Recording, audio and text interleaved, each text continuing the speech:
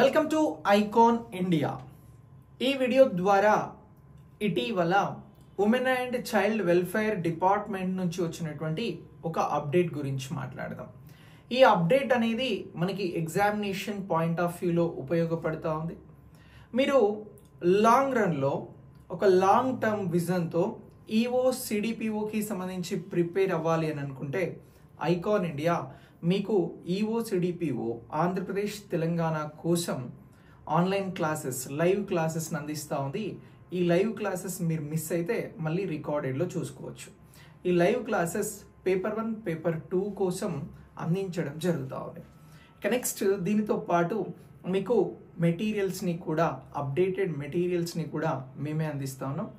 అలాగే వీటితో పాటు మీకు టాపిక్ వైజ్ ఎగ్జామ్స్ని కూడా కండక్ట్ చేస్తా ఉన్నాం. సో దీనికోసం మీరు ఐకాన్ ఇండియా యాప్ ద్వారా రిజిస్టర్ అవ్వచ్చు. మీరు ఈఓ సిడిపిఓ లక్ష్యంతో ఉంటే వెంటనే మీ ప్రిపరేషన్ని ప్రారంభించండి ఐకాన్ ఇండియా ద్వారా.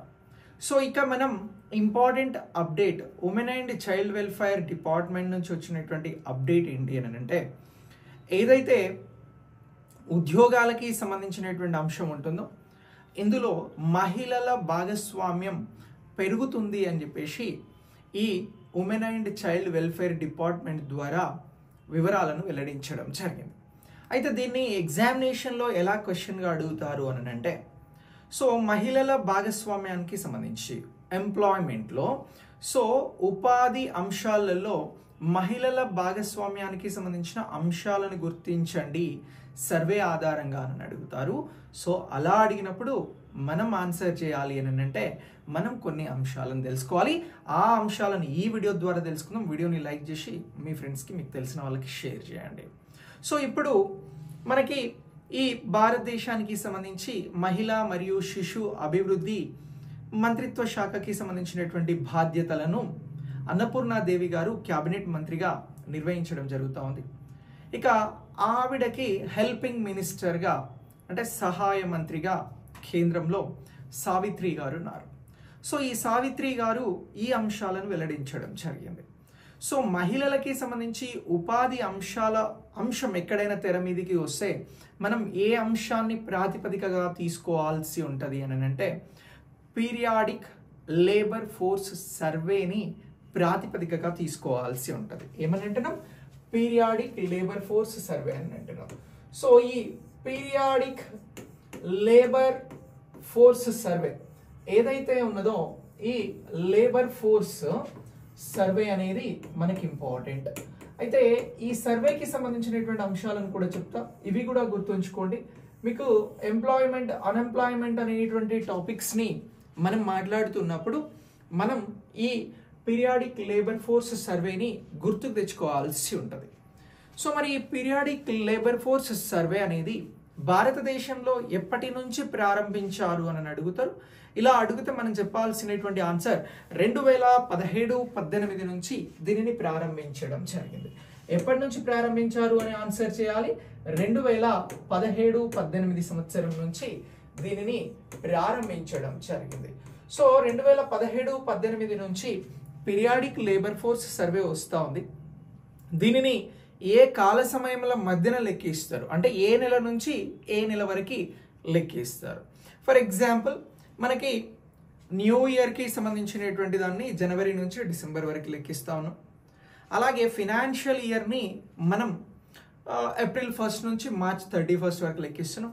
అలాగే పీరియాడిక్ లేబర్ ఫోర్స్ సర్వేను కూడా ఎప్పటి నుంచి లెక్కిస్తా ఉన్నారు అని అంటే ఏ నెలల మధ్యన లెక్కిస్తారు అని అంటే జూలై నుంచి జూన్ మధ్యన లెక్కించడం జరుగుతూ ఉంది. ఓకే, సో మరి ఈ పీరియాడిక్ లేబర్ ఫోర్స్ సర్వే అనేది ఎవరి ద్వారా నిర్వహించబడుతుంది అని అడుగుతారు.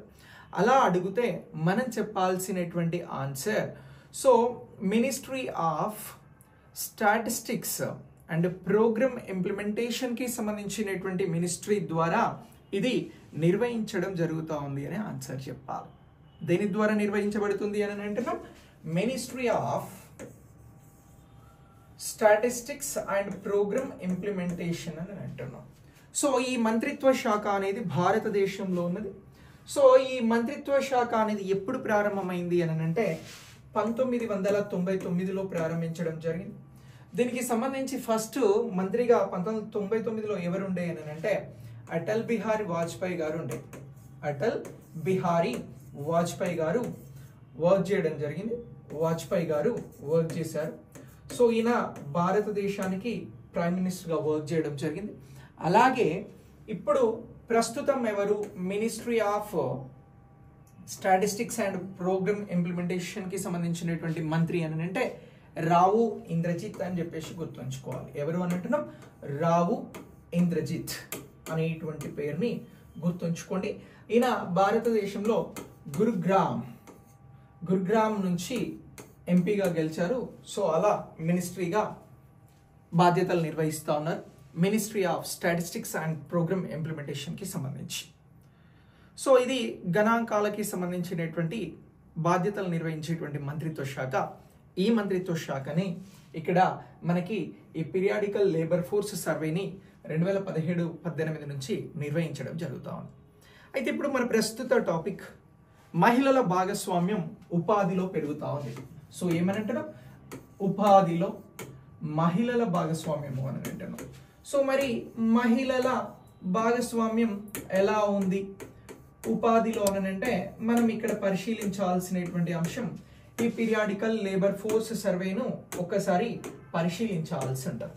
ఓకే, సో ఇప్పుడు ఈ సర్వేకి సంబంధించినటువంటి ఒక 3 years రిపోర్ట్స్ని పరిశీలిస్తే దీనికి సంబంధించి 2021-22లో ఉపాధిలో మహిళల భాగస్వామ్యం ఎంత ఉంది అని అంటే 32.8% ఉంది.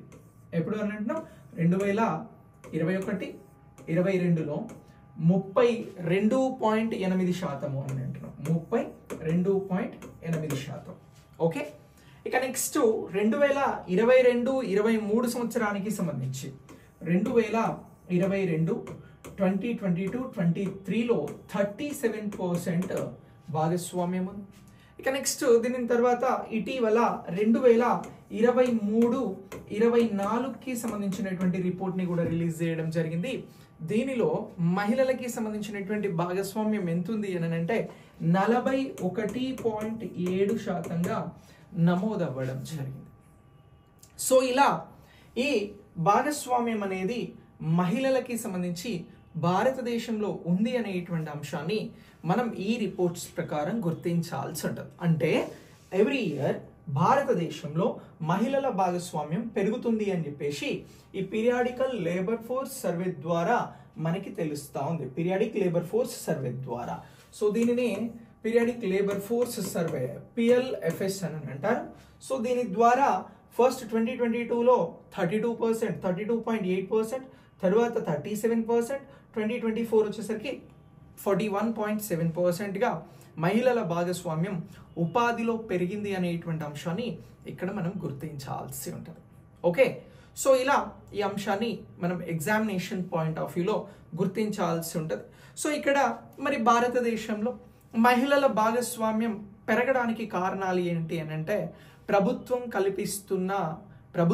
అందిస్తున్న పథకాలు అని చెప్పేసి ఇక్కడ వివరాలను వెల్లడించడం జరిగింది.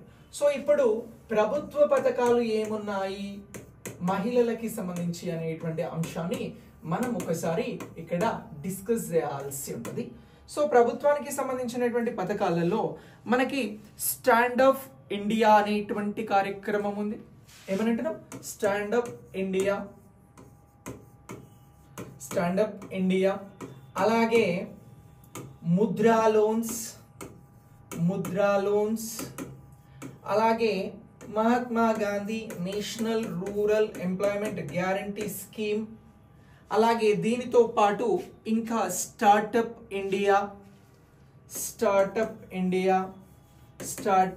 ఇండియా.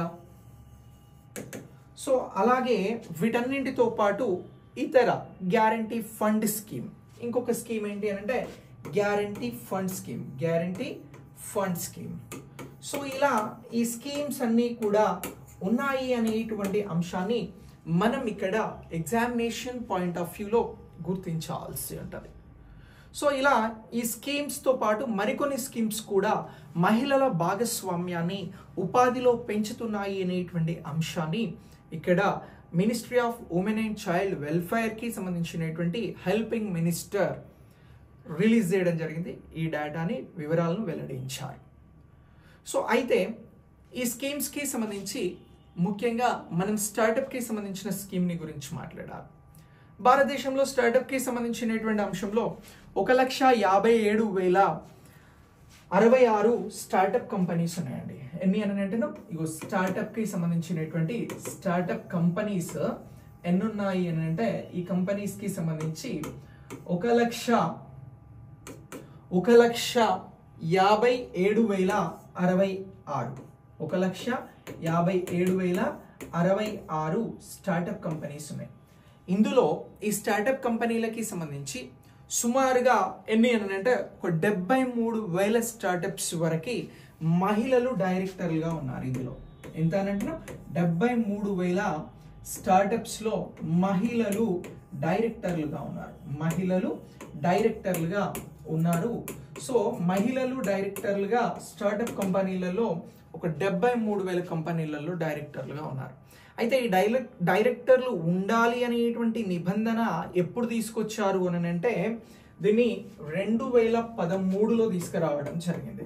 కంపెనీల చట్టం ప్రకారం 2013 నుంచి కంపెనీల చట్టం, ఈ చట్టం ప్రకారం 2013 నుంచి మహిళలు కూడా కంపెనీలలో కనీసం ఒకరైనా డైరెక్టర్గా నియమించబడాలి అనేటువంటి నిబంధన తీసుకొచ్చిన తర్వాత ఇక్కడ స్టార్టప్లోనే 73,000 మంది ఉన్నారు. ఇక ఓవరాల్గా ఇండియాలో మనకి పబ్లిక్ అలాగే ప్రైవేట్కి సంబంధించినటువంటి కంపెనీలను కలుపుకొని చూసినప్పుడు ఈ డైరెక్టర్లకి సంబంధించినటువంటి సంఖ్య 11.6 లక్షల మంది ఉన్నారు. ఎంత అని అంటున్నాం? 11.6 లక్షలు.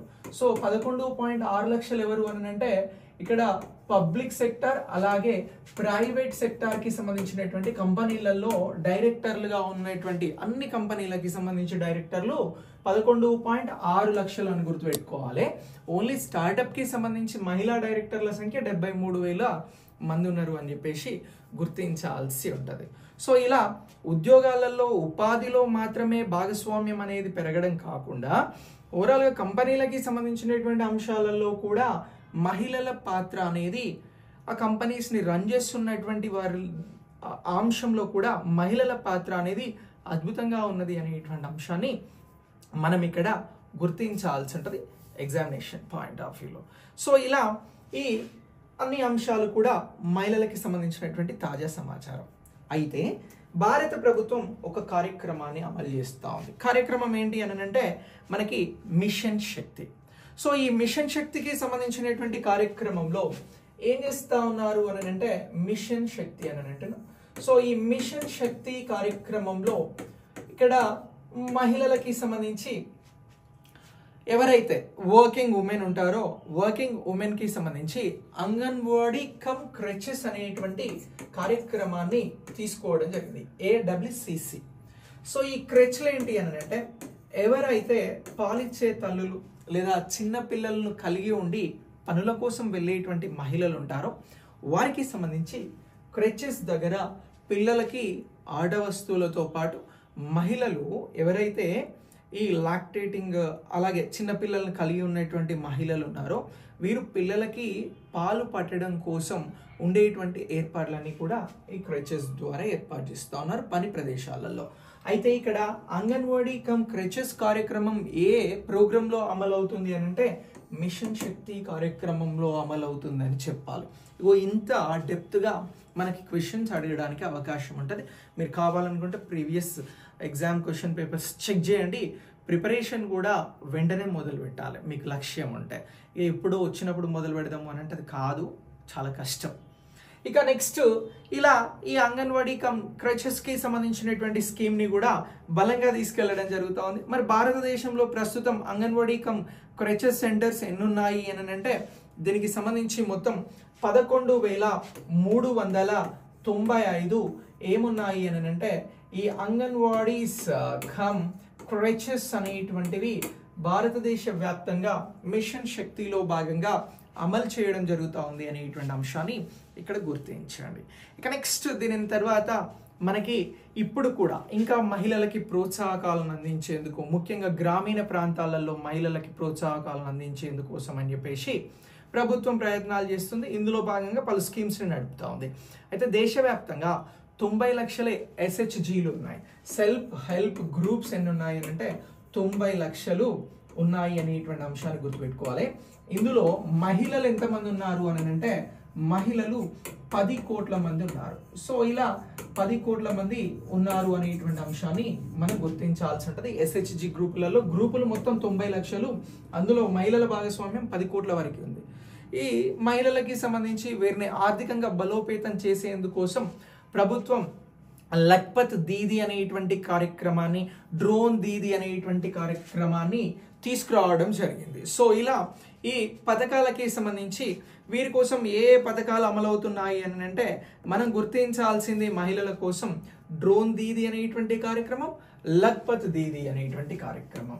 సో ఇలా SHGలకి సంబంధించి డ్రోన్ దీదీ అనేటువంటి కార్యక్రమం, లఖ్పత్ దీదీ అనేటువంటి కార్యక్రమాలు అమలవుతా ఉన్నాయి అనేటువంటి అంశాన్ని మనం SHGలు గ్రామీణ నేపథ్యంలో ఉన్నటువంటి మహిళలకి సంబంధించి గుర్తించాల్సి ఉంటుంది.